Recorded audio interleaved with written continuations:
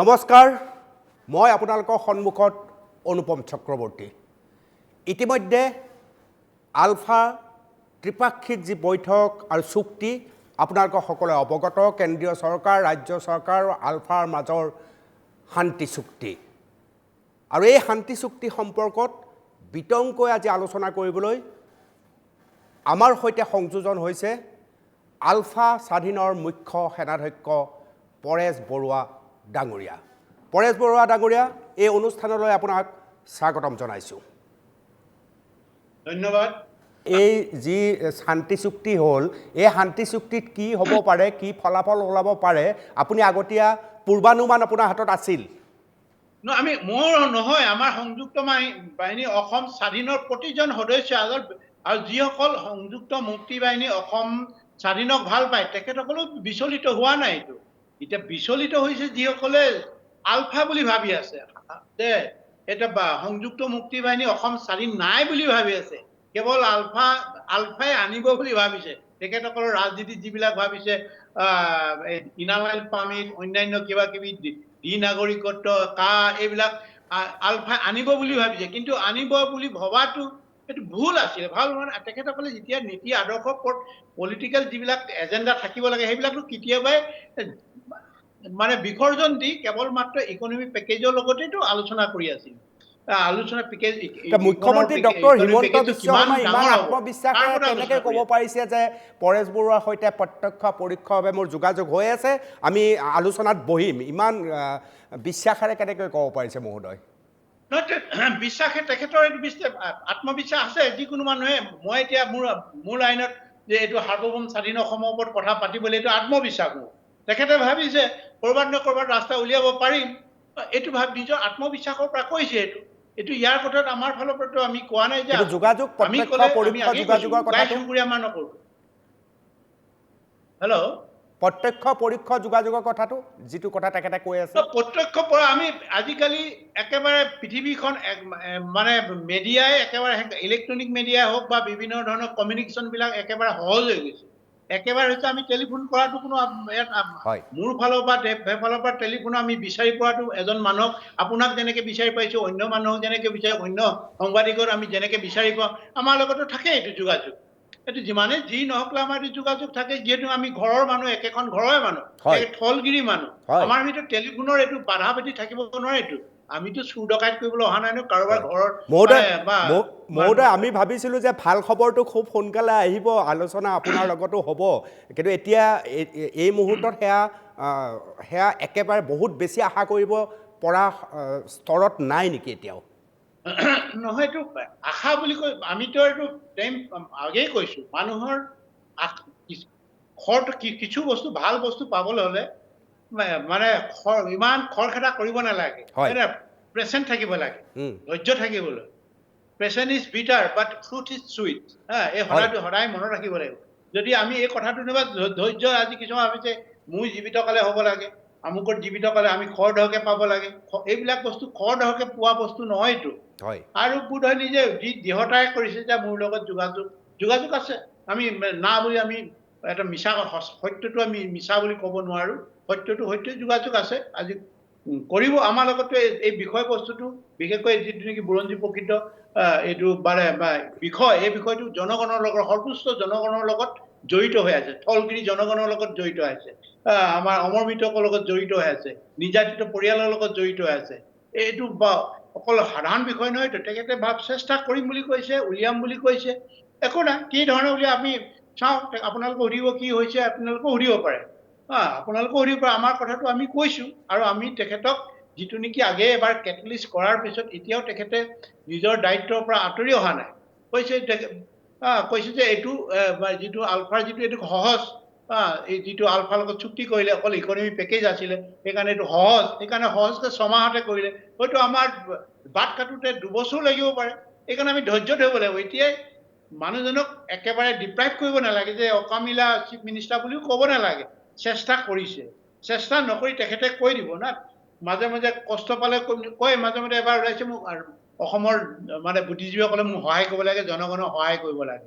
কিন্তু অসমৰ যিবিলাক জনগণৰ যিবিলাক ভাষ্য, আমাৰ যিটো জাতীয় সংগঠনেই হওক, বুদ্ধিজীৱীসকলে হওক, চ' এটা নিজৰ নিজৰ মতত যায় এটা মতত আহি এখন কনফাৰেন্স হয় যে এই বিষয়টো আমি এটা কৈছে যে এইটো সাৰ্বভৌম স্বাধীন অসমৰ ওপৰত আলোচনা কৰিব লাগে বা এই কৰিব পৰা বাট আছে এইটো সকলোৱে মিলিত হৈ ৰাস্তাটো কাটিলে সেই কাটি দিলে হয়তো মুখ্যমন্ত্ৰীগৰাকী লৈ যাব দিল্লীত আমাৰ বুদ্ধিজীৱী যাব নালাগে আৰু এই কথাটো ক'লেই যে এটা এচুৰেঞ্চ দিব লাগে যে মুক্তভাৱে আলোচনা কৰক তাত ইয়াতে সাৰ্বভৌম কথা ওলাব পাৰে কোনোবাই পক্ষ থাকিব কোনোবাই বিপক্ষ থাকিব মেজৰিটি কোন হয় মেজৰিটি যদি কোনখিনিয়ে কৈছে কেনেকৈ কৈছে সাৰ্বভৌমৰ ওপৰত আলোচনাটো হ'লে ভাল হ'ব না এইটোৱে একমাত্ৰ যে উপায় আৰু মুখ্যমন্ত্ৰীগৰাকী এই অসমৰ বাৰ্তাটো অসমৰ যিটো বুদ্ধিজীৱী হওক জনগণৰ যিটো বাৰ্তা এই বাৰ্তাটো লৈ দিল্লীলৈ যাওক এইটো ধ্বনিত এটা সৃষ্টি কৰক ধ্বনি নহয় অসমৰ এইটো যিটো ধ্বনিটো কঢ়িয়াই লৈ যাওক তাত যাতে দিল্লীত মেলি দিয়ে এই বস্তুটো এনেকুৱা বিচাৰিছে যেনেকৈ লাচিত বৰফুকন লাচিত বৰফুকনৰ যিটো হেৰি সূৰ্য বীৰ্য যে অসমৰ যে এটা মহাবীৰ এইজন ভাৰতীয়সকলে নেজানিছিল কোন লাচিত বৰফুকন তেখেতে নি এইটো লাচিত বৰফুকনৰ জয়ন্তী পাতিলে ঠিক এই ধৰণে যে অসমৰ মানুহে আজি কি বিচাৰিছে কেনেকুৱা বিচাৰিছে কিহৰ কাৰণে এই সংগ্ৰাম চলি আছে এইখিনি চব জানি মেলি তেখেতে জানে কিন্তু অসমৰ যি মানুহে কি বিচাৰিছে এই আলোচনাখন কেনেকুৱা হ'ব লাগে আজি কেনে কৈছো তেখেতে এটা এই আলোচনা আমিতো শিক্ষা আগেই লৈছিলো 2010তে তেখেতৰ এটা শিক্ষা এটা প্ৰয়োজন আছে যে এই চুক্তিখন হোৱাৰ লগে লগে সকলোৱে ডাঙৰ খাই উঠিছে কোনোৱে এটা পলিটিকেল বিষয়ত এটাতে মানে হাত দিয়া নাই এখন চুক্তি হ'ব নোৱাৰে বুলি কৈছে আমিতো আগেই কৈ সেইকাৰণে এতিয়া প্ৰতিক্ৰিয়া নিদিওঁ আমি সেইকাৰণে কৈ দিছো আমাৰ কথাটো কৈ দিছো এতিয়া তেখেতেও শুনিব লাগিব মুখ্যমন্ত্ৰীগৰাকীয়ে শুনি ল'ব এই ফেচবুকৰ পৰা আহিছে টুইটাৰৰ পৰা আহিছে বিভিন্ন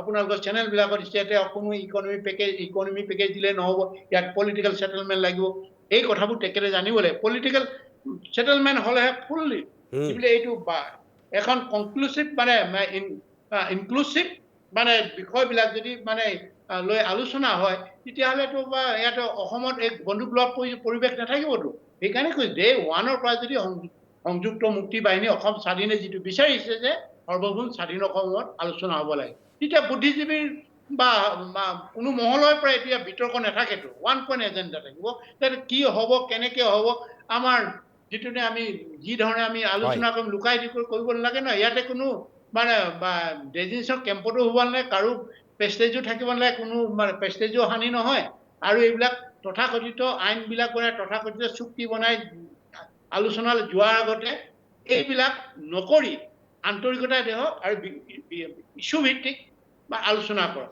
মুখ্যমন্ত্ৰী ডাঙৰীয়াৰ সৈতে আপোনাৰ যিমানবাৰ আলোচনা হৈছে মুখ্যমন্ত্ৰী ডাঙৰীয়াৰ সৈতে আপোনাৰ যিমানবাৰ বাৰ্তালাপ হৈছে সেই বাৰ্তালাপত আপুনি এই কথাকেইটা নিশ্চয় কৈছে যে সাৰ্বভৌম শব্দটো থাকিব লাগিব আৰু আলোচনা তেতিয়া সম্ভৱ মুক্তভাৱে নহয় এই কথাটো তেখেতে বাৰ কৈছে মোকো কৈছে আপুনিও বুদ্ধিজীৱীসকলক কওক মোক এটা ৰাস্তা দেখাবৰ কাৰণে মইতো কৈছো সেইকাৰণে বুদ্ধিজীৱীসকলে ওলাই আহিবলৈ কৈছো কওক বুদ্ধিজীৱীসকলে কোনে এই বিষয়টোত কৈছে কেইটামান সংগঠনে কৈছে দুটা না তিনিটা সংগঠনে কৈছে এইটো দিছে আৰু কিছুমান দুই এজনে মানে কৈছে এইটো হ'ব লাগে এনেকুৱা হ'ব লাগে এই ধৰণে কৈছে কিন্তু কিছুমানে কৈছে বা গণভোট হ'ব লাগে গণভোট নোহোৱাকেতো আমাৰ যদি আজি একত্ৰিত হৈ ইয়াতে কোনো ব্যক্তিগত আলফা সংযুক্ত মুক্তি বাহিনী অসম লাভৱান্বিত কথা নাইতো আমি ত্যাগ কৰিবলৈ আহিছো আমি মিনিষ্টাৰ হ'বলৈ নাযাওঁ আমি ৰাষ্ট্ৰপতি হ'বলৈও নাযাওঁ কেৱল ভৱিষ্যতৰ প্ৰজন্মৰ সুৰক্ষাৰ কাৰণে আমি সংগ্ৰাম কৰিছো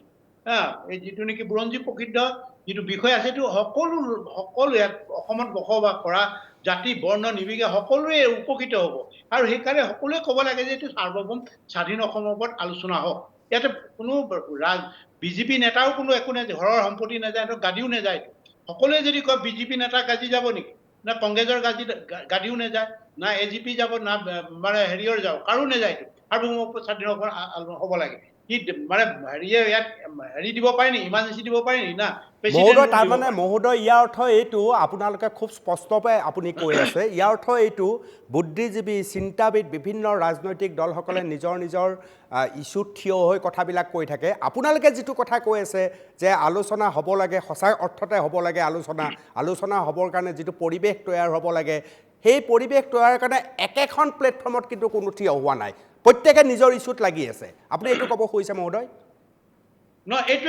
এইটো হৈছে আমাৰ মানে অসমৰ জনগাঁথনি এনেকুৱা ধৰণে ভাঙি থান কৰি ৰাখিছে। প্ৰথমে সাম্প্ৰদায়িক ভিত্তি ৰাখিছে, তাৰপিছত কাষ্টিজিম আছে, তাৰপিছত ৰিলিজন আনিছে, তাৰপিছত বুদ্ধিজীৱীৰ মাজতো আছে।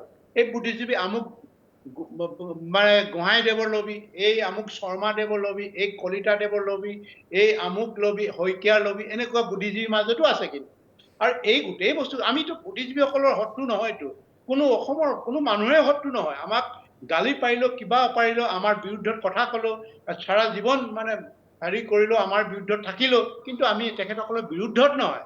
আমি যুক্তি খাটতে যুক্তি গালি পাৰিলে এটা উত্তৰ এটা দিওঁ, মানে সেই গালিটো উত্তৰ গালি দি যে আমাক প্ৰশ্ন কিছুমান সোধে, সেই উত্তৰটো আমি নিদিলে মানে আমাৰ মানুহে বুজি নাপাবতো সঁচাকে কৈছে নেকি, সঁচাকৈ ভুল পথলৈ গৈছে নেকি, এইবিলাক কৈ থাকেতো। কিন্তু ব্যক্তিগতভাৱে আমাৰ খুব নাই। আজি যিসকল আলোচনাৰ হেৰিৰ মাজেদি আজি ওলাই যাব, যিসকল আকৌ নতুন পুনৰ জীৱন ল'ব, সেইসকলৰ প্ৰতি আমাৰ কোনো বেয়া ভাৱ নাইতো, ক্ষোভিত নহয়তো। ভুল কৰিছে মানুহ যে তেখেতে স্বীকাৰ কৰিছে তেখেতলোকে আমাৰ বা ভুল হৈ গ'ল, আমি নোৱাৰিলো, আমি পৰাজিত হলো। পৰাজিত হোৱাৰ কথাটো আমি আগতেই কৈছিলো, কিন্তু অসমৰ মানুহে এতিয়া গম নোপোৱাৰ কাৰণে এখিনি মানুহ ক্ষোভিত হৈ আছে। এখিনি মানুহ আহিব যে ইকনমি পেকেজটো লাগে, কিবা লাগে, হয়তো বিভিন্ন কাৰণত আহিব পাৰে, এইটো স্বাভাৱিক। আৰু তেখেতসকলেও ভাল ভাৱ থাকিব। মানুহতো চোৰকো ভাল পোৱা আছে নহয়, নাছে না? চোৰকো ভাল পায়, ডকাইতকো ভাল পায়, দগবাজকো ভাল পায়, সিহঁতৰ সংগ আছে নাই বাৰু? সিহঁতে এটা মানে যিসকল আছে সিহঁতৰে কষ্ট কৰি, তেখেতসকলো কষ্ট কৰি গৈছে, তেখেতসকলো ছাপোৰ্ট কৰাটো স্বাভাৱিক। কিন্তু আমাৰে ছাপোৰ্ট আছে বুলি আমি ক'বলৈ যোৱা নাই। কিন্তু আচল বিষয়বস্তু যিহেতু নেকি কিছুমানে কৈছে সিহঁতৰ যিসকলে চুক্তি কৰি আছে তেখেতসকলো হৈছে আমি সন্তুষ্ট নহয়, আমি সন্তুষ্ট নহয় বুলি কৈছে। নহয় এইকাৰণে কৈছে কোনো পলিটিকেলি কোনো ইংক হোৱা নাই, পলিটিকেল বিষয়ৰ ওপৰত কোনো ইংক হোৱা নাই এই একৰ্ডখনত। সেইটো কাৰণে তেখেতসকলো তেখেতক আমি বুজি পাইছো, তেখেতসকলক চবই বুজি পাইছো। আৰু সেইকাৰণে এই কেনেকৈ যে মানুহে কৈছে অকল আলফাৰ ওপৰত ঠেলিলে, আলফা স্বাধীনৰ ওপৰত, পৰেশ বৰুৱাৰ ওপৰত এইটো কৰিবলৈ, পৰেশ বৰুৱা এইটো কোম্পানী নহয়তো, এইটো অৰ্গেনাইজেশ্যন হয়। এই কোম্পানী এনেকুৱা ধৰণৰ এটা অৰ্গেনাইজেশ্যন অসমত আছে নেকি? কিমান চলি শাৰীৰলৈকে ইভেন স্বাধীনতা সংগ্ৰামতো প্ৰায় 15,000 মৰিছিলে নি, ঢুকাইছিলে নি, অমৰ মৃত্যু হৈছিলে নি? ব্ৰিটিছৰ লগতো 15,000 হোৱা নাই। যিমানবিলাক আন্দোলন হৈছে, ছাত্ৰ সন্থাই কৰিছে, তাতো হোৱা নাই আন্দোলন, বা কি কয় ইমান হাজাৰ হাজাৰ মানে মৃত্যুবৰণ কৰা নাই। এইটো ইমান তৰলভাৱে মানুহবিলাকে কি হৈছে বিবাহ। অৰ্থাৎ ৰাজনৈতিক অধিকাৰ যদি সুৰক্ষিত নহয়, ৰাজনৈতিক অধিকাৰৰ যদি চৰ্চা নহয়, তেতিয়াহ'লে কেৱল 5,000 কোটি টকীয়া আৰ্থিক পেকেজেই চুক্তিৰ সত্য উন্মোচন কৰিব নোৱাৰে মহোদয়, আপোনাৰ মতে? নহয়, এইটো অৱশ্যেই, এইটোতো সেইকাৰণে কৈছো যে আজি ৰাজনৈতিক তাতে কোনো ৰাজনীতিৰ বিষয়ত আলোচনাই হোৱা নাই।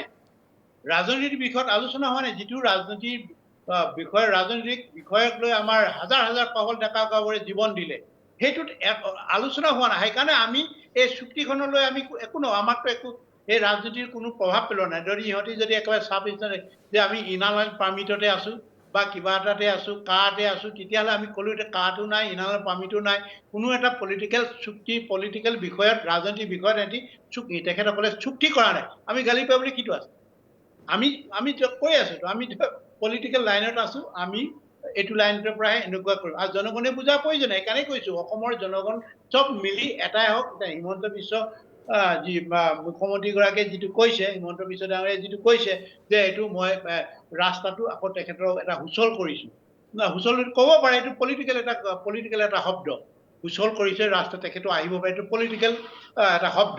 এইটো আমিও জানো, তেখেতেও জানো, আমি এইটো বেয়াভাৱে লোৱা নাই। মই যদি চিফ মিনিষ্টাৰ হলো ময়ো ক'লো এইটো স্বাভাৱিক, এইটো ক'বই পাৰে। হয়তো আমাৰ সংযুক্ত মুক্তি বাহিনী, অসম স্বাধীন, আমি যিটো নেতৃত্ব দিছো, মোৰ নেতৃত্ব আৰু মোৰ প্ৰিন্সিপলটো মই জানো, মই কিমান ভাল পাওঁ, মইতো বুকু ফালি নেদেখাও নহয়, দেখাব প্ৰয়োজন নাই। আৰু এতিয়া মানুহে ভাবিও পাৰে, মোক লৈ ভাবিব পাৰে, কিন্তু আগৰ বিলাকে কৰি গৈছে, এইটো ভবাটো স্বাভাৱিক। এতিয়া খুব এটা ঢৌ হ'ব, সৃষ্টি হ'ব, বেলেগ ধৰণৰ মানুহে আদৰিব। এইটোত হয়তো যেনেকৈ প্ৰথম যেতিয়া ওলাই গৈছিলে, ওলাই যাওঁতে মানুহৰ ঢৌ, আজিতো একো হোৱা নাই। মই দেখাতটো আজি একো ঢৌ হোৱা নাই।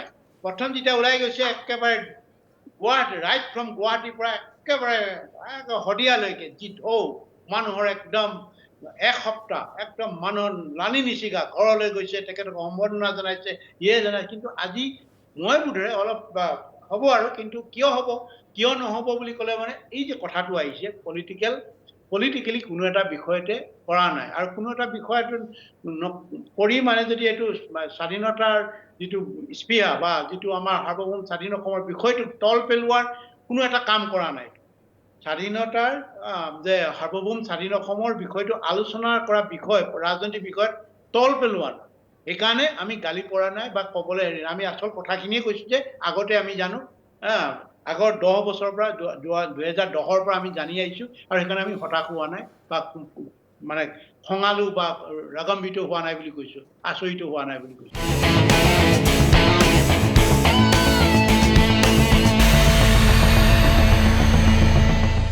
শান্তি চুক্তি হোৱাৰ পিছত মুখ্যমন্ত্ৰী ডাঙৰীয়া আপোনাৰ সৈতে যোগাযোগ কৰিছিল নেকি বাৰ্তালাপ হৈছে নেকি শান্তি চুক্তি হোৱাৰ পিছত মহোদয় মই এতিয়া অলপ হেৰি বিভিন্ন বিষয়বিলাকত জড়িত আছে আমি এতিয়া লাহেকৈ এইবিলাক শান্ত হওক তেখেতে কি ভাবে কি কয় এইটো পিছৰ কথা এইটো একেই কৈছোঁ আৰু অসমৰ জনগণে জানে যে মই এই পলিটিক্স অকল মুখ্যমন্ত্ৰী আজি প্ৰেজেণ্ট যিটো বৰ্তমান মুখ্যমন্ত্ৰী হিমন্ত বিশ্বৰ তেখেতৰ লগতেই মই মোৰ কথা বতৰা হৈছে এইটো কথা ৰাইট ফ্ৰম হিতেশ্বৰ শইকীয়া মানুহে বহুতে নাজানে মই বহুবাৰ হিতেশ্বৰ লগত কথা পাইছোঁ বহুতে তেনেকুৱা বহুত ধৰণৰ প্ৰপ'জেল দিছিলে প্ৰস্তাৱ দিছে এনেকুৱা হওক টকা পইচা ল'ব MLA আহিব লাগে কৈছোঁ নহয় এইটোৱেই হিতেশ্বৰ শইকীয়াৰ লগতো মোৰ বেছিকৈ যদি মই ঢাকাত থাকোঁ মোৰ প্ৰায় 1 ঘণ্টা এবাৰ 1 ঘণ্টা কথা পাতোঁ বিভিন্ন কাৰণে 1 ঘণ্টা কিবা এটা উপায় তৰুণ গগৈ ডাঙৰীয়াৰ লগতো পাতিছিল PCG এই সময়ত মই কথা তাৰপিছতে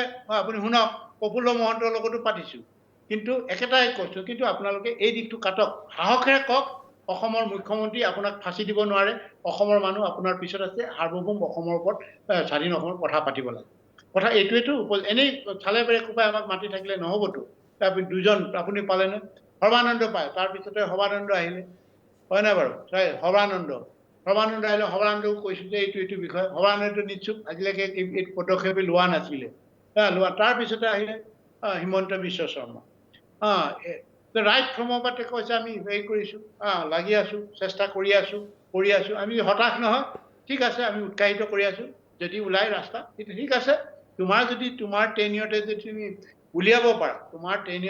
তুমি উলিয়াব পাৰা মোৰ ক'বলৈ একো নাই কিন্তু বৰঞ্চ তুমিয়েই অসমৰ নমস্য ব্যক্তি হৈ যাবা আৰু এই সমাধানটো যদি তুমি ৰাজনৈতিকভাৱে সমাধান কৰিব পাৰা য'ত নেকি আমাৰ বিষয়বস্তুটো মানে হেৰি হ'ব চেটেল হ'ব বা এইটো গোটেই সাৰ্বভৌম স্বাধীন অসমৰ ওপৰত এটা নিশ্চয় এটা বাট উলিয়াব পৰাৰ যিটো ব্যৱস্থা ওলাব যে তুমি এইটো ক্ৰেডিট ল'ব লাগিব মইতো বহুত চেনেলতে কৈছোঁ তুমি তোমাৰ সাহস আছে গাত আছে যিহেতু তুমি ৰাহুল গান্ধীক তুমি সাহসেৰে যুঁজিব পাৰিছা কোনো এজন যে ৰুলিং মানে এটা পাৰ্টি মুৰব্বী পৰিয়ালৰ যিটো মানে সদস্য ফেৰ পাতি ধৰা এজনে আছিলে মই বহুত হিতেশ্বৰ শইকীয়া ডাঙৰীয়া তেখেতেও পৰা নাছিলে প্ৰফুল্ল মহন্তও পৰা নাছিলে তাৰপিছতে তৰুণ গগৈ ডাঙৰীয়াও পৰা নাছিল কিন্তু হিমন্ত বিশ্ব শৰ্মাই কিন্তু এটা ফেৰ পাতিছিল আৰু সেই সাহসটো দেখি মই কৈছিলোঁ যে এইজনেই যে নিশ্চয় যদি এই আমাৰ বিষয়টো লৈ যদি দিল্লীত মানে এটা ভাল ৰাস্তা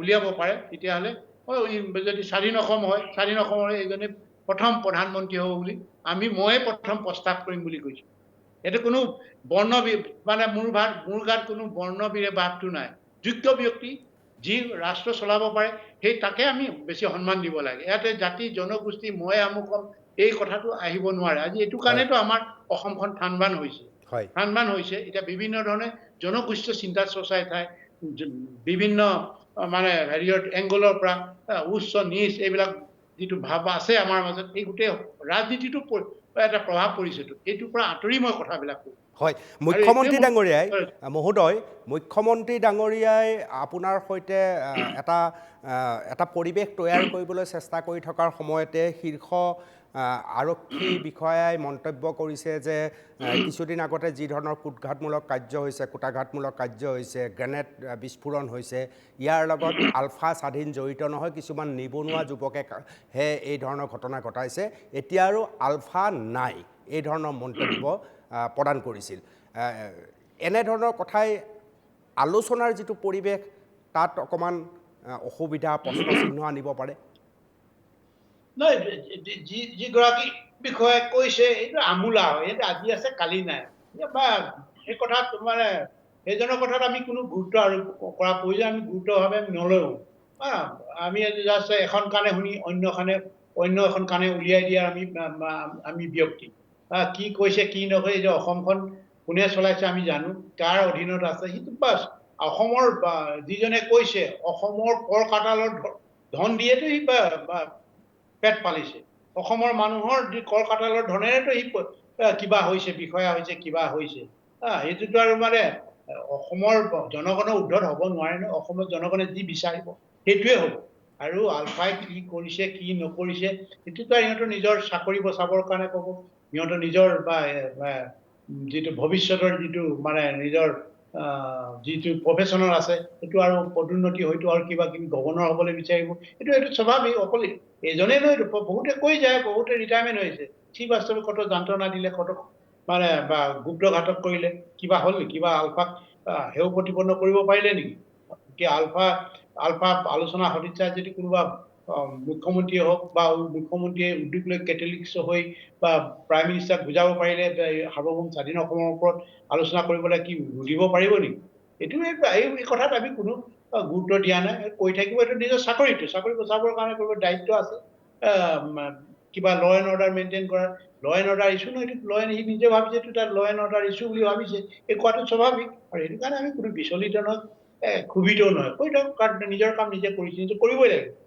দায়িত্ব এটা দিছে, কৰিবই লাগিব। আলফা আছিল যে আলফা ধৰিবই। হয় আলফা ইউনিফৰ্ম পিন্ধাটো আলফা হয় না নহয়, ইউনিফৰ্ম পিন্ধিলে আলফা হয় না নহয়, এইবিলাক পুলিচে জানে। আমাৰ ক্ষেত্ৰত যে ইউনিফৰ্ম পিন্ধিলেও আলফা, ইউনিফৰ্ম নিপিন্ধিলেও আলফা। ইতিমধ্যে আলফা মহোদয়, ইতিমধ্যে শান্তি চুক্তি হ'ল। আজি বৰঝাৰ বিমান কোঠত আহি উপস্থিত হৈছে অৰবিন্দ ৰাজখোৱা, অনুপ চেতিয়াকে ধৰি আটাইবিলাক উপস্থিত হৈছে। আমি দেখুৱাইছোঁ যে কোনোবাই জাপিও দিছে, গামোচাও পিন্ধাইছে।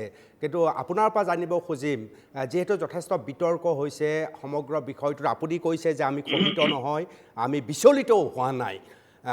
এই গোটেই অৰবিন্দ ৰাজখোৱা বা অনুপ চেতিয়া, এইসকল যিসকল চুক্তিকাৰী, সেইসকলক এতিয়া আপুনি কেনেধৰণৰ পৰামৰ্শ দিব বিচাৰে? যিহেতু বিষয়টো এটা বিতৰ্কৰ মাজলৈ গৈছে আৰু এই চুক্তি আচলতে ভুৱা, সেই ধৰণৰ এটা প্ৰচাৰ আৰু প্ৰসাৰ হ'বলৈ আৰম্ভ কৰিছে। কি পৰামৰ্শ দিয়ে তেখেতসকলক আপুনি? এতিয়া কি কৰিব লাগে আমি তেখেতসকলে? যিহেতু নেকি এটা আমি সৈনিকৰ পৰা আহিছো, সৈনিকৰ পৰাহে আজি সংযুক্ত মুক্তি বাহিনী অসম স্বাধীনৰ সভাপতি হৈছো, পলিটিকেল যিটো ৰাজনৈতিক বিভাগৰ মুৰব্বী হৈছো। কিন্তু কথা হ'ল আমাৰো কিছু মানে নিয়ম নীতি আছে। তেখেতসকলক অগ্ৰজসকলক আমি আৰু কি পৰামৰ্শ দিয়া প্ৰয়োজন নাই। তেখেতৰ কি কৰিব কি নকৰিব, যিহেতু নেকি মানে এটা সময়ত আমি মহাশয় বুলি কৈছিলো। তেখেতসকলক আমি আকৌ কিবা দিহা পৰামৰ্শ দিয়াটো আমাৰ নিজৰ যিটো ধৃষ্টতা সেইটো আমি কৰিব। তাৰ পৰিৱৰ্তে আমি যিটো নতুন জীৱনলৈ ওলাই আহিছে, যিটো সংগঠন তেখেতসকলে আমাৰ যিটো লক্ষ্য উদ্দেশ্য আছিলে, সেই উদ্দেশ্যৰ পৰা বা ফালৰি কাটি সম্পূৰ্ণৰূপে মানে সম্পূৰ্ণ ত্যাগ কৰিছে। যিহেতু কি কালি পৰহিলে, অহা কাইলৈ বা পৰহিলে সিহঁতে গোটেই আলফা সংগঠনটোকেই মানে ডিছমেণ্টেল কৰি দিব, তাত আলফা নাথাকে বুলি ঘোষণাই দিছে। তাত আৰু আমাৰ ক'বলৈ গ'লে কিন্তু জনগণে কি ক'ব, সেই জনগণৰ লগত এতিয়া মিলি যাবতো। জনগণে কি ক'ব কি নক'ব এই জনগণেহে চাব। আমাৰ কিন্তু যিহেতুকে আমাৰ তেখেতসকলৰ পৰা কিবা ল'বলৈ আছে বুলি আমি নাভাবো এতিয়া, যিহেতুকে আমাৰ লক্ষ্য উদ্দেশ্য কেতিয়াবাই তেখেতসকলে আনিছে। কিন্তু এটা কথা ক'ব লাগিব, যিহেতু আগতে তেখেতসকলো কষ্ট কৰিছে, কোনোবা 18 বছৰ জেল খাটিছে, কোনোবা 11 বছৰ জেল খাটিছে, কাৰোবাৰ পৰিয়ালৰ আত্মীয় স্বজন হেৰাইছে। সেইটো দৃষ্টি চাই তেখেতসকলে যেন আগন্তুক দিনবিলাক সুখে শান্তিৰে থাকে, দীৰ্ঘজীৱী হওক, আৰু নতুন বছৰৰ শুভেচ্ছাও তেখেতসকলৈ জ্ঞাপন কৰিছো। এইটোৱে আমাৰ মোৰ ফালৰ পৰা ক'ব লগা আছে। ভূটানৰ যি অল ক্লিয়াৰৰ প্ৰসংগ, তাৰপিছত আপোনাৰ নিৰ্যাতিতা পৰিয়াল, নিৰ্দিষ্ট পৰিয়ালৰ সেই মৰ্মবেদনা, এই সমগ্ৰ প্ৰসংগ সম্পৰ্কে শান্তি চুক্তিৰ যি ধৰণে চৰ্চা বা আলোচনা হ'ব লাগিছিল সেই মুঠেই হোৱা নাই। এই কথাবিলাকো আপোনালোকৰ কেডাৰসকলে মন কৰিছে, সেই ইয়াক লৈও অসন্তুষ্ট হৈছে। এইসমূহ বিষয় শান্তি চুক্তিত অহাটো খুবেই বেছি প্ৰয়োজন আছিল মহোদয়। এই কথাটো এতিয়া ক'বলৈ মই আগে নকওঁ বুলি ভাবিছিলোঁ, কিন্তু যিহেতু নেকি এই কথাটো এতিয়া জনগণৰ ফালৰ পৰা আহিছে, আমাৰো এটা দায়িত্ব আছে। যিহেতু সেই সময়তে মই সৈনিক বিভাগটো মই পৰিচালনা কৰিছিলোঁ। সেইটো কাৰণে এতিয়াও ৩৩জন মানে আমাৰ নেতা, বিষয়া আৰু সৈনিক সদস্য এতিয়াও মানে নিৰুদ্দেশ। আৰু যি ৩৩জন মানে এৰেষ্ট কৰিছিলে বা তাতে কায়ত্ব কৰিবলৈ সক্ষম হৈছিলে, সকলোতো পৰিয়ালবৰ্গে চবেই জানে। আৰু তাতো এতিয়া বহু আমাৰ সৈনিক বিষয়াও আছে তাতে। সিহঁতৰ চকুৰ সন্মুখৰ পৰা লৈ গৈছে। ইমান এই উদ্যোগটো ল'ব পাৰিলেহেঁতেন বুলি মই ভাবোঁ।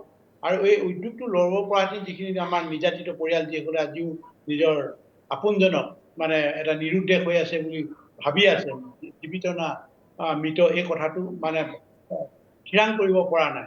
এইটো অন্ততঃ আত্মাই শান্তি পালে, কিবা দিয়ক নিদিয়ক, টকা দিছে, কিবা দিছে, এই বিষয়টো কোনোবা চাকৰি দিয়াৰ এই মানে হৃদয়ত যিটো যন্ত্ৰণা লৈ আছে, হৃদয়ত যিভাৱে কষ্ট পাই আছে, এইটো লাঘৱ হ'ল বুলি মই ভাবিলোঁ। কিন্তু কিয় ল'ব নোৱাৰে?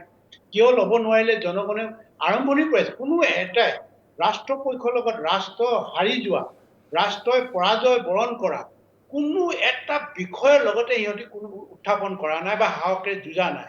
এই কথাটো আমি জনা পাইছোঁ। কি কাৰণে যোৱা নাই? সিহঁতে সাহস হেৰাই পেলালে। মই আগেই কৈছোঁ, বাৰে বাৰে সিহঁতৰ সাহস, তেখেতসকলৰ সাহস হেৰাই পেলালে। কি কাৰণে? নীতি নাথাকিলে সাহস ক'ত থাকিব? নীতিটো হৈছে মানুহৰ সাহস, নীতিটো হৈছে মানুহৰ বল। নীতি নাথাকিলে বল নাথাকে, সাহস নাথাকে, যিকোনো কথা ক'ব নোৱাৰে। আৰু স্বাৰ্থপৰ হৈ গ'ল, জান বচাবৰ কাৰণে, জীৱন বচাবৰ কাৰণে। এই কথাবোৰ আমি দেখিছোঁতো, জীৱন বচাবৰ কাৰণে সেইটো ক'ব, সেইটো পাৰিব লাগিছিল। ৰাজনীতিৰ কথাটো ক'ব নোৱাৰে, লিখিছে কোনো ৰাজনীতি হেৰিয়তে, সেইটো লিখাই লৈছেতো। সাধাৰণ এটা কিবা এটা আন্দোলন কথা ক'ব, তাৰ কাৰণে মাতি ইহঁত তেখেতসকলক জবাব দি কৰিছিল। দুটামান মাতিছিল, জেলত ভৰোৱালে। আকৌ লিখাই থৈছে, মতে কেলে কাম হয়, জেলত আকৌ ভৰাম। জেলত ভৰাম বুলি ক'লে জেললৈ যাব নোৱাৰা ভয়তেতো নিজৰ প্ৰিন্সিপালটো এৰিলে, প্ৰিন্সিপাল এৰিলে। তাৰ বিপৰীতে আপুনি নীতি আদৰ্শৰ কাৰণে পহল ঘৰৰ এখন মাক দেউতাকে কান্দি আছে, কান্দি থাকে, এটা ল'ৰা আহিব লাগে, যাওক, আমিও মৰ্ম বেদনা পাওঁ, আমিও আঘাত পাওঁ, এটা পৰিয়াল, এটাহে আছে, সেই ল'ৰাটো জীৱন দি আছে। আজিও এটা মানে এজন ল'ৰা, তেনেকুৱা ল'ৰা আহিছে এটা ফেমিলিৰ পৰা।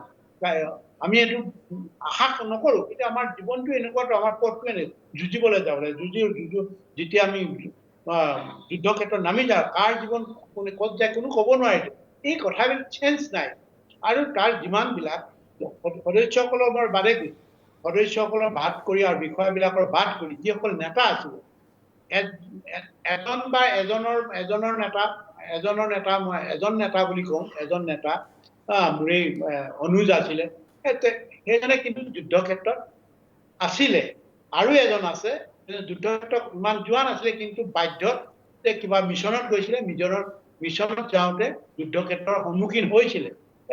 দুইজনৰ অনুকম্পা আছে, বাকী কেইজনৰ কিন্তু অলপ যুদ্ধ ক্ষেত্ৰত অভিজ্ঞতা নাই। এটা নেতা যদি, এজন নেতা মুৰব্বী যুদ্ধ ক্ষেত্ৰত অভিজ্ঞতা নাথাকে, সি পলিটিকেলি কেতিয়াও জয়ী হ'ব নোৱাৰে। অৰ্থাৎ চুক্তি স্বাক্ষৰকাৰীৰ মাত্ৰ দুজনৰহে যুদ্ধ কৰাৰ অভিজ্ঞতা আছিল, বাকীসকলৰ নাই। অভিজ্ঞতা আছে।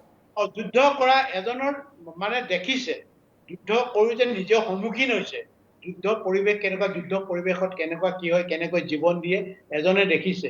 এতিয়া বাকী কেইজনেতো নাইতো। মই একেবাৰে হেৰিয়ৰ পৰা আৰু টপৰ পৰা লৈকৈ তাৰ মাজতে দুজনে জানিব কোনে, দুজনৰ আছে। দুজন মানে আপুনি অৰবিন্দ ৰাজখোৱা আৰু অনুপ চেতিয়াৰ কথা ক'ব বিচাৰিছে মহোদয়? মই মুকলিকে সুধি দিছোঁ। নহয়, মই স্পষ্টকে যেতিয়া আপুনি সুধিছে, যাক তেখেতসকলে বেয়া পাব নালাগে, বেয়া পালে মই নিজেই প্ৰেক্টিকেলি পাইছোতো। অৰবিন্দ ৰাজখোৱাৰ তেখেতৰ যুদ্ধৰ অভিজ্ঞতা নাই, বা আমাৰ চেতিয়া মহাশয় তেখেতৰ যুদ্ধ অভিজ্ঞতা নাই, নাৰ্ভাছ হোৱাটো স্বাভাৱিক। বনোৱা হাজৰিকাৰ যুদ্ধ অভিজ্ঞতা নাই, দৈমাৰীৰ যুদ্ধ অভিজ্ঞতা নাই, কিন্তু তেখেতৰ ঘৰ ত্যাগ কৰিছে। সেই ত্যাগৰ পৰা কিন্তু তেখেতে ইমান এখন ঘৰ উজাৰি দিলে, গোটেই একদম শেষ কৰি দিলে। কেৱল মাত্ৰ এজন ভতিজাই ৰখাব পাৰিলে।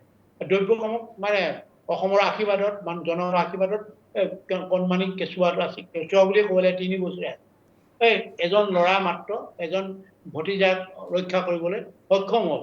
কিন্তু তেনেকুৱা এটা কিহৰ কাৰণে এই কথাটো আজি ওলাই আহিব না, দৈমাৰীয়ে কিহৰ কাৰণে ওলাই আহিছিলে? দৈমাৰীতটো মই প্ৰথম পাইছোতো, নলবাৰীত যিমানবিলাক সদস্য ওলাই আহিছে, প্ৰথম মই আজি ক'ব লাগিব, প্ৰথম নলবাৰী যিসকল উপেন ডেকা প্ৰথম পাইছোঁ, প্ৰথমে মই নলবাৰীত অৰ্গেনাইজ কৰা মানুহ মই প্ৰথম আজি ক'বলৈ সুযোগটো পাইছোঁ কাৰণে মই কৈছোঁ যে মই নিজক জাহিৰ কৰিব সত্যটো উদ্ঘাটন হ'ব লাগে।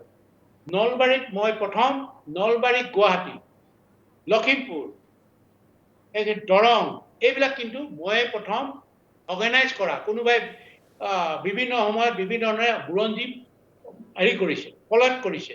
আজি গুৱাহাটীৰ যিটো মই বহু চেনেল কোনোবাই কয় মই পাইছোঁ, গুৱাহাটীত মই প্ৰথম পাইছিলোঁ কল্পজ্যোতি নেওগ।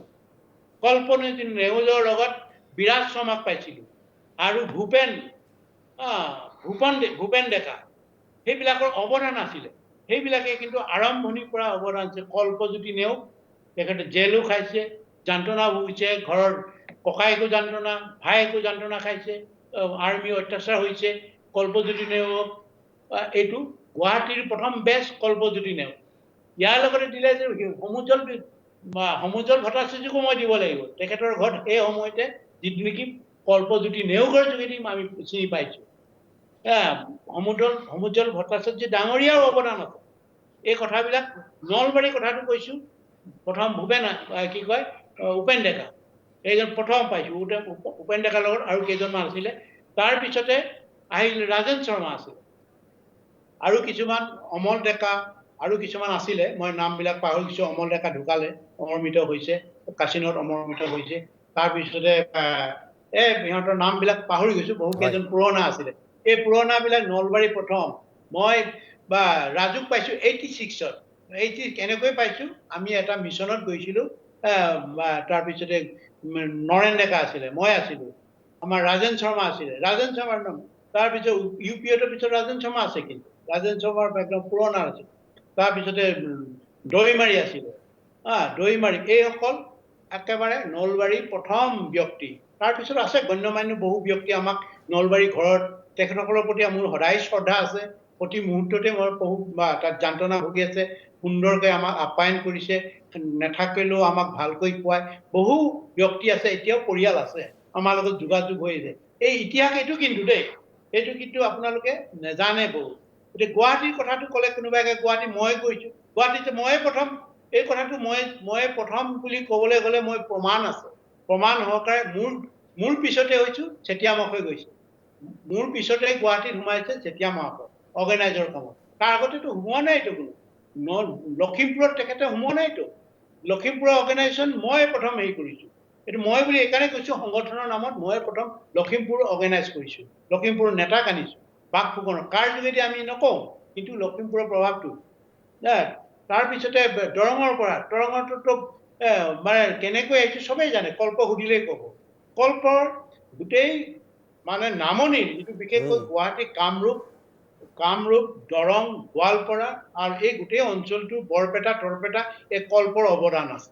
কল্পৰ অৱদান আছে। গোটেইটো অৰ্গেনাইজ হিচাপে কল্পৰ আৰু মই প্ৰথম দুইজন লগ লাগি আমি তাতে হেৰি কৰিছিলোঁ। আৰু সংগঠনটো আপোনালোকে আজি এই কথাবিলাক ৰেকৰ্ডিংটো এইকাৰণে কৰিবলৈ কৈছোঁ যে নহ'লে বহুতে প্ৰত্যয় দিয়ে। সংগঠন প্ৰথম হৈছে, প্ৰথম 79, প্ৰথম উদ্যোগ লৈছে, ফেইলাৰ, 79ৰ ফেইলাৰ। এনেই কথাহে হৈ আছে। 79ৰ কথা, কোনো সহস্ৰ সংগ্ৰাম হোৱা নাই। 79ৰ পৰা 80 গ'ল, 80টো নাই, দুভাগ হ'ল। 80টো দুভাগ হৈ কোনোবাই গুচি গ'ল, কোনোবাই হেৰি হ'ল, কৃষ্ণগুৰু হেৰি ল'লে সংগঠনৰ, কৃষ্ণগুৰু ল'লে, কোনোবাই কিবা গ'ল। 80ত আহি গ'ল। 80ত আকৌ যি ধৰণে নাগান মানে 79ৰ পৰা 76ৰ পৰা যিটো নাগান নেশ্যনেল NNC যিটো বিভাজন, সেইটোৰ কাৰণে কোনো ৰাস্তাই ওলোৱা নাই। 83লৈকে ৰাস্তা উলিয়াব পৰা নাছিলে, কিন্তু বিভিন্ন ধৰণে দাবী কৰি আছে। তাৰ মাজতে সংগঠনত বিভাজন হ'ল। Lakuwa party, Namrup party, Lakuwa party, Namrup party বিভাজন হ'ল। এইটো 80তে বিভাজন হ'ল। লাকুৱা পাৰ্টিত থাকি গ'ল বুদ্ধেশ্বৰ বুঢ়াগোহাঁই, আমিৰ পটেটো, চেতিয়া মহাশয়, মই পটেটো আছিলোঁ, দুই পক্ষৰ লগতে আছিল। চেতিয়া মহাশয়, মই, চক্ৰ, তিনিটা মানুহ এতিয়াও আছে। চক্ৰ, চেতিয়া মহাশয় এতিয়াও জীয়াই আছে, চক্ৰ, এতিয়া তিনিটা মানুহ। আমি পটেটো হ'ল, নামৰূপ দলৰ লগত থাকোঁ, লাকুৱা দলৰ লগত থাকোঁ, এই ধৰণে। কিন্তু লাকুৱা দল যেতিয়া আছিলে, এইটো সিহঁতৰ মানে যিটো চিন্তাধাৰা আছিলে, সেইটো কলাপছ হৈ গ'ল। কেৱল জিতেন আছিলে, জিতেন আছিলে, জিতেন লাগি আছিলে, জিতেন ৰাজকোঁৱৰ, আমাৰ অৰবিন্দ ৰাজকোঁৱৰ পৰিয়ালৰ জিতেন ৰাজকোঁৱৰ, তেখেত লাগি আছিলে। তেখেত কিন্তু হঠাতে হাই প্ৰেছাৰত ষ্ট্ৰোক হৈ গ'ল, পেৰালাইজ হৈ গ'ল, তেখেত এৰিৰ পৰা ড্ৰপ হৈ গ'ল। নহ'লে হয়তো তেখেতেই মানে হেৰি হ'লহেঁতেন, উপযুক্ত আছিল।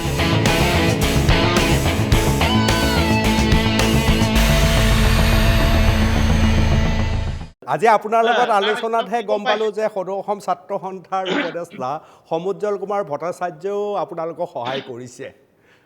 অৱশ্যে সেইটো তেখেতে না বুলি ক'ব নোৱাৰে, সহায় কৰিছিল। সেইটো ছাত্ৰ সন্থা অকল সমুজ্জ্বল ভট্টাচাৰ্য, ভিগু, প্ৰফুল্ল মহন্ত যিমান আছে A to Z আমাক সহায় কৰি। কিন্তু মইতো BT হোষ্টেলতে থাকোঁ, BT হোষ্টেলতে প্ৰফুল্ল মহন্ত আছিলে, BT হোষ্টেলতে হেৰি কি কয় ভিগু ফুকন আছিলে, চবেই আছিলে।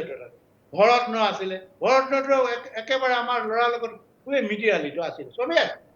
কোন নাই ছাত্ৰ সন্থা? ছাত্ৰ সন্থা মানে আলফা, আলফা মানে ছাত্ৰ সন্থা। এই কথাটো আজিও মানে এইটো মানি ল'ব, যে ছাত্ৰ সন্থা মানে আলফা, আলফা মানে ছাত্ৰ সন্থা। এতিয়াও সেই সূত্ৰ আছে জানো মহোদয়?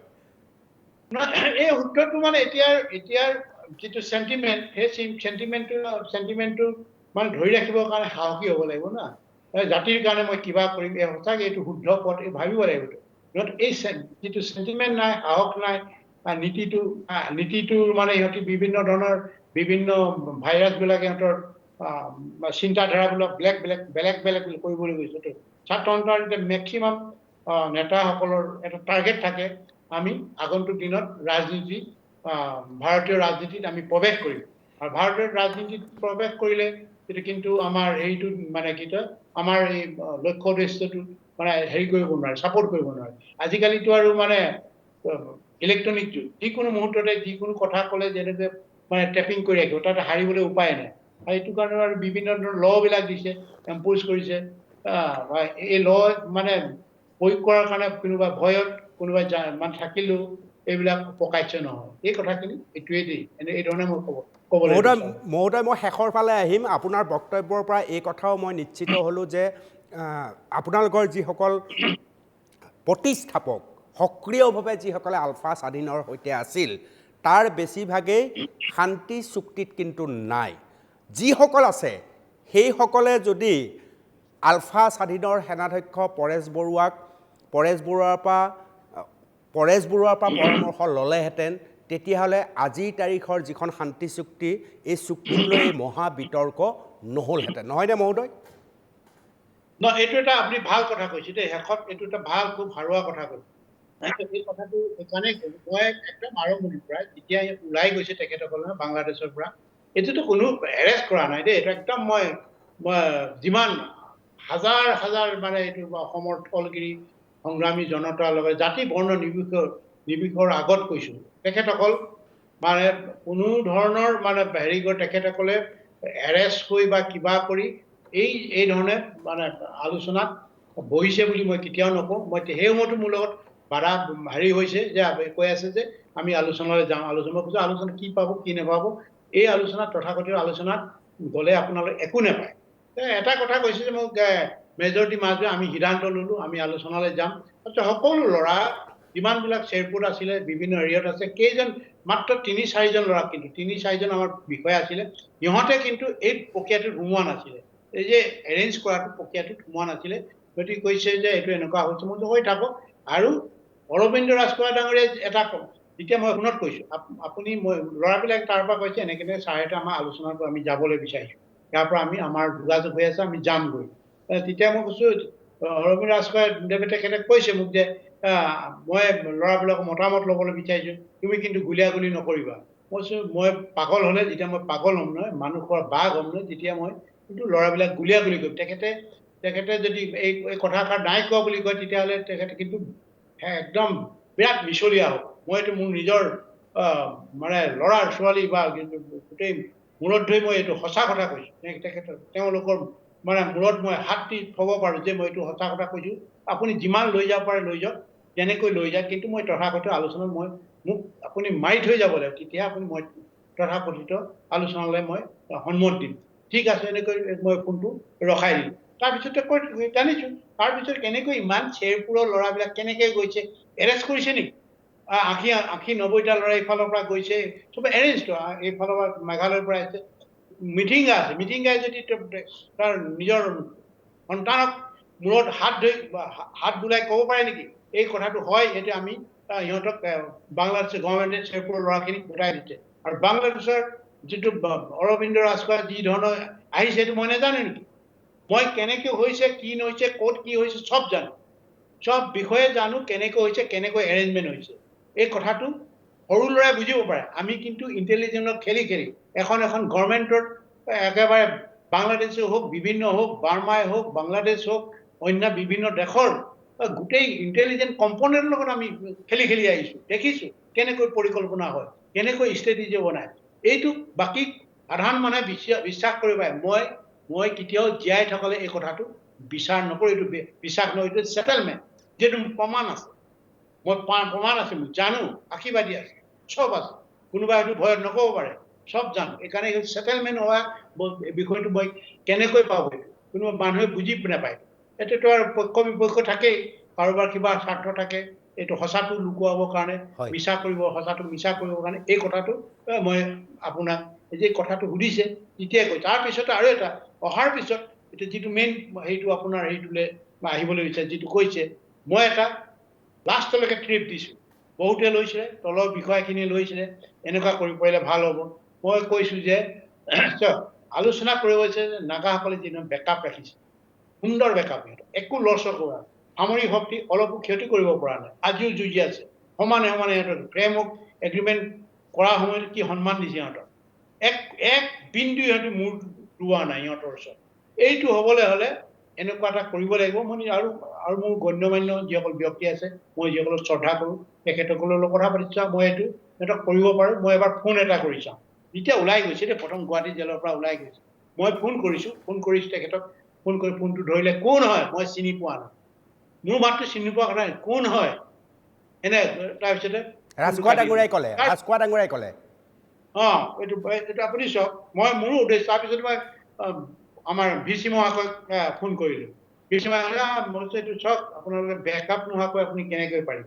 বেকআপ নোহোৱাকৈতো আপুনি এইটো কেতিয়াও শক্তিশালী মেজৰিটি মাষ্ট বি গ্ৰান্টি আছে, গ্ৰান্টেড।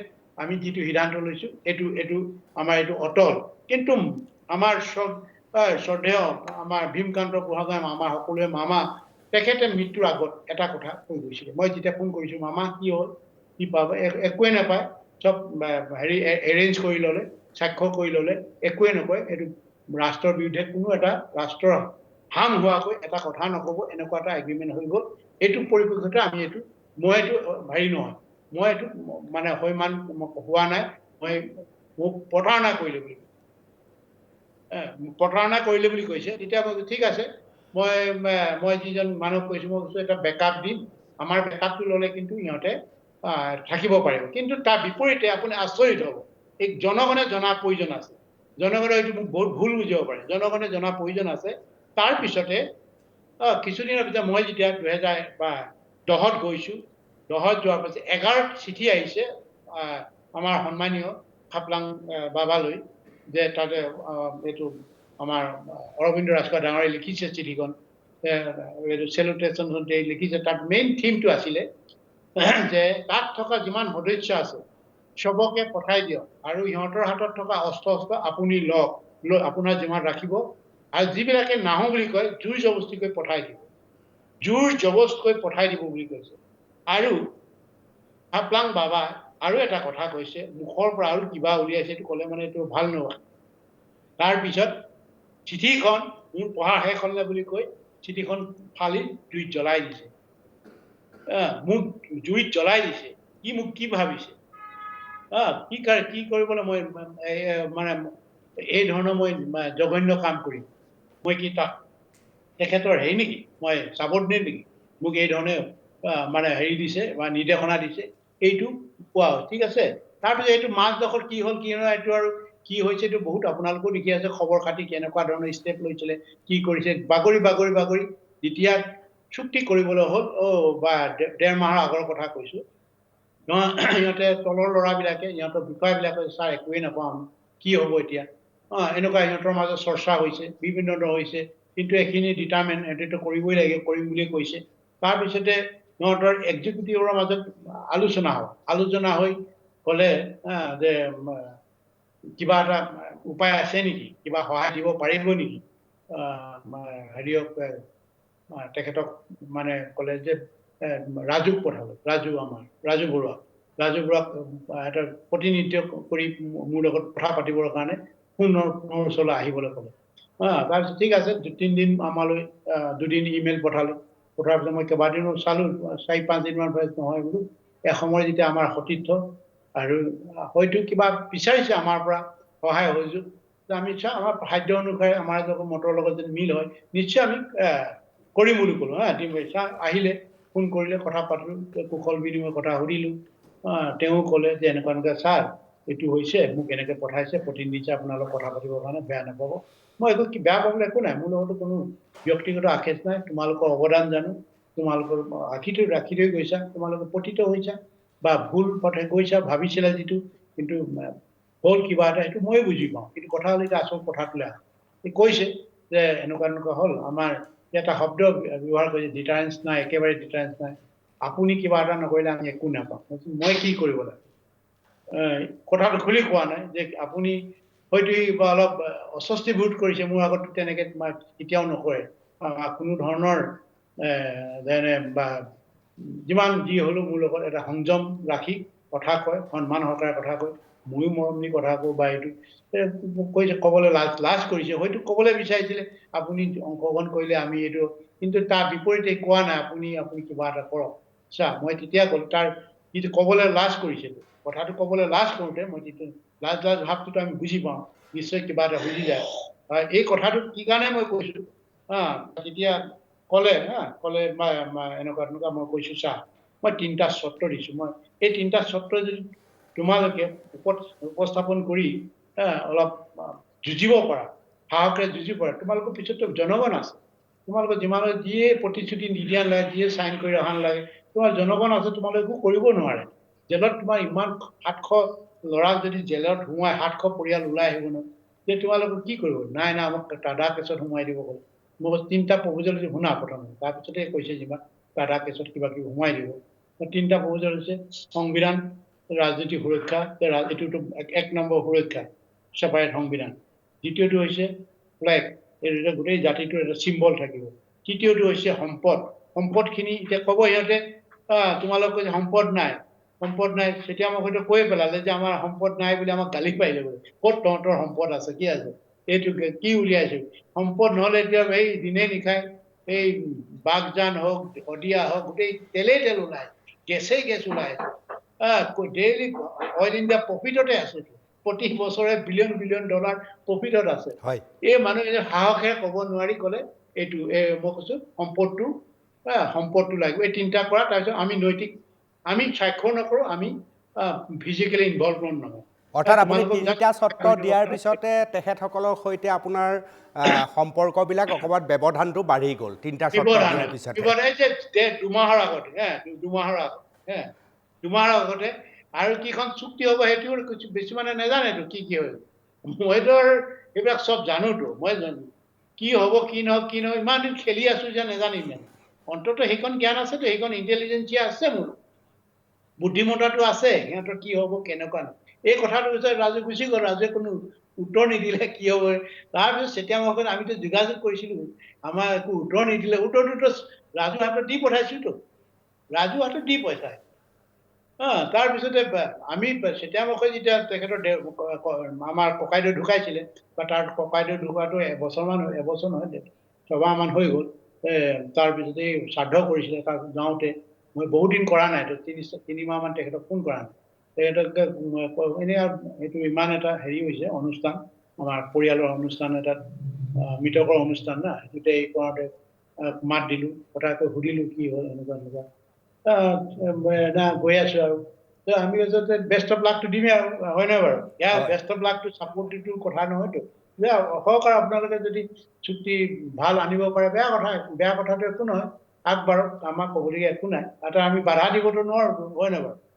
এইটো ক'লো, এই কথাটো তেওঁ বোলে তেওঁতো কৈছিলে বোলে তেওঁ পঠাইছিলে আগবঢ়াই পিনি মই আৰু চুক্তিখন কি আছে কি আলোচনা কৰি চাইছো লাষ্ট কথাটোতো এইটো ক'ব লাগিব না মেইন বস্তুটো লাষ্টটো এইটো হৈছে ৰাজু আহিছিলে লাষ্ট চুক্তিখন হোৱাৰ আগতে মই তিনিটাত কিন্তু এই কথাটো এইকাৰণেই দিলো নহ'লে বিভিন্ন ধৰণে কৈ থাকিবতো বিভিন্নজনে বিভিন্ন বক্তব্য দি আছে মইতো ভালটোৱে দিছো হয় নে বাৰু এইটো তেতিয়াহ'লে মই নৈতিক আৰু এটা কথা আপুনি শুনিব দেই মই নৈতিক সমৰ্থনে দিম বুলি কৈছো কিন্তু আমি ফিজিকেলি কোনো নাযাওঁ আমি কিন্তু চামিল নহওঁ তাত তোমালোকৰ মানে হেৰিয়ত আমি চামিল হ'ব নোৱাৰো তোমালোকে কি আনিছা কি নাই জনগণে তোমালোকক এটা সন্মান দিব বুলি কৈছে সন্মান দিব তোমালোকে সুখে শান্তিয়ে থাকিব পাৰা তোমালোক কোনো কুকুৰে খোৱা দি কামুৰি নেকামুৰে অনবৰত ঢুকি নাথাকিব তোমালোকৰ পিছত মই সেই কথাহে কৈছো তোমালোকৰ পিছত ভুকিবৰ কাৰণে এইটো মই ভাল এটা ছাজেশ্যন দিম এইটো আপুনি কি কয় নাজানো মোৰ কিছু ব্যক্তিগত মহোদয় আপোনাৰ পৰা বিদায় ল'ম বিদায় লোৱাৰ সময় সমাগত কিন্তু মোৰ শেষ বাক্য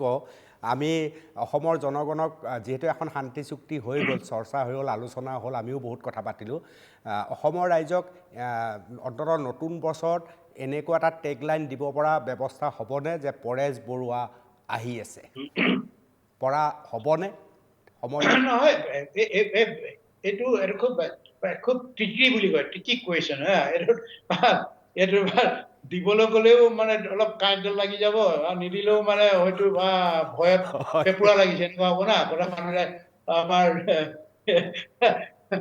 অনুপমে একেবাৰে ধাৰাসাৰি কৰি দিলে বুলি ক'ব না ককায়েক ভায়েকে যেতিয়া ককায়েকক ধাৰাসাৰি কৰে বুলি ক'লে তেতিয়াহ'লে আমি দিম এনেকৈ মহোদয় পৰেশ বৰুৱা আহি আছে বুলি কৈ প্ৰশ্নবোধক এটা দি দিম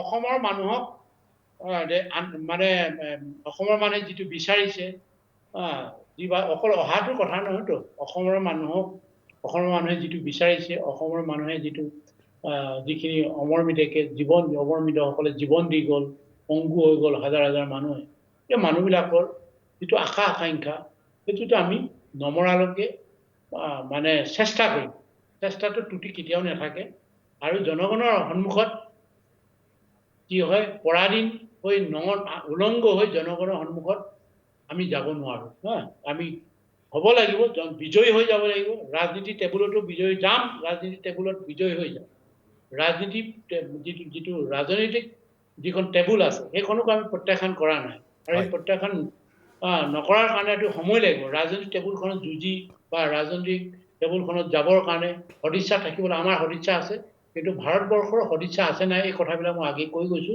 আৰু সেইকাৰণে অলপ ধৈৰ্য ধৰিব লাগিব আৰু এই ধৈৰ্য আৰু ৰাজনৈতিক সদিচ্ছা মানে পূৰণ কৰিবৰ কাৰণে এইটো ৰাইজৰ ঐকান্তিক প্ৰচেষ্টা থাকিব লাগিব আমাৰ লগতে অকল আমি দিলে নহ'বতো সিহঁতি কব এমুঠি মান কিন্তু এই বিষয়টো এই প্ৰাপ্যটো গোটেই সমগ্ৰ অসমৰ থলগিৰ লগত জড়িত হৈ আছে এই সমগ্ৰ অসমৰ জনগণ যেতিয়াও মানে এই প্ৰাপ্তিটো আমাৰ যিটো লক্ষ্য প্ৰাপ্তি ধন তেতিয়া অসমৰ জনগণেতো উপকৃত হ'ব আমিতো আজি আছো কালি নাই মানুহৰ জীৱন নতুন প্ৰজন্মই হ'ব সেইকাৰণে সকলোৱে এইটো ভাবি চিন্তি নহয় এইটোতো নৈতিক দায়িত্ব বুলি ভাবো কেৱল মাত্ৰ এই যে ৰাজনৈতিক উদ্দেশ্য বা ৰাজনৈতিক বিষয়টোৰ ওপৰত আলোচনা হ'ব লাগে ইয়াত কোনো বাধা থাকিব লাগে সংবিধানৰ বিষয়ত কোনো বাধা থাকিব নালাগে এইটো এটা একে মাওকে এটা প্ৰতিধ্বনি সৃষ্টি কৰিব লাগিব এই পৰিৱেশ তৈয়াৰ হ'লে পৰেশ বৰুৱা আহি আছে আমি ক'ব পাৰিম বহুত বহুত ধন্যবাদ জনাইছোঁ পৰেশ বৰুৱা ডাঙৰীয়া আপোনাৰ ব্যস্ততা ভৰা সময়ত সেনাধ্যক্ষ ডাঙৰীয়াই তাৰ মাজত আমাক অকণমান সময় দিলে আৰু কিছু কথা আমি পাতিলোঁ আৰু এই কথাৰ দ্বাৰা অসমৰ মানুহে অন্ততঃ পৰেশ বৰুৱাদেৱে কি ভাবে স্বাধীন অসমৰ দৃষ্টিভংগী কি শান্তি আলোচনাৰ পৰৱৰ্তী পদক্ষেপ কি হ'ব পাৰে সেই সম্পৰ্কে এটা ধাৰণা কৰিবলৈ সক্ষম হ'ব সেই আশা প্ৰকাশ কৰি আজিৰ এই অনুষ্ঠানৰ পৰা বিদায় লৈছোঁ ধন্যবাদ